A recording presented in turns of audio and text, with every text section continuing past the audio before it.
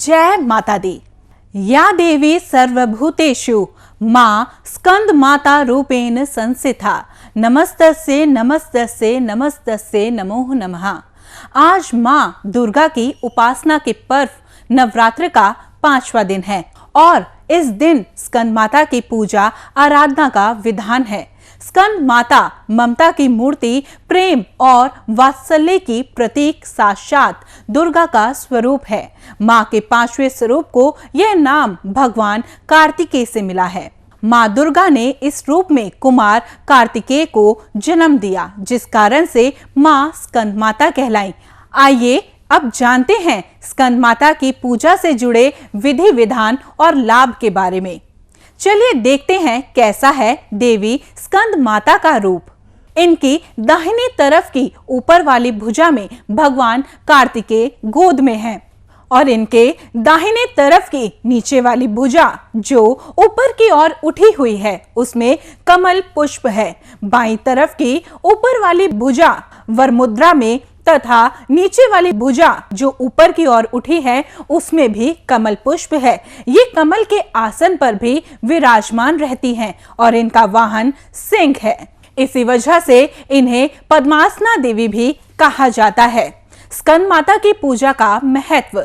नवरात्रि के 5वें दिन देवी स्कंद माता की पूजा की जाती है। इनकी पूजा करने से सुख, ऐश्वर्य और मोक्ष प्राप्त होता है। इसके अलावा हर तरह की इच्छाएं भी पूर्ण होती है। अगर किसी व्यक्ति की संतान नहीं है तो नवरात्र में इनका व्रत करने से संतान से जुड़ी समस्याएं दूर हो जाती है और कमजोर बृहस्पति को भी मजबूत करने के लिए स्कंद माता की पूजा अवश्य करनी चाहिए।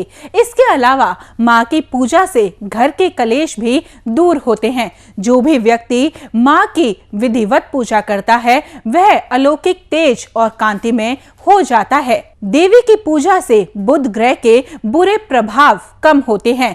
यह देवी अग्नि और ममता की प्रतीक मानी जाती है, इसलिए अपने भक्तों पर हमेशा प्रेम और आशीर्वाद की कृपा करती रहती हैं। स्कंद माता की पूजा विधि।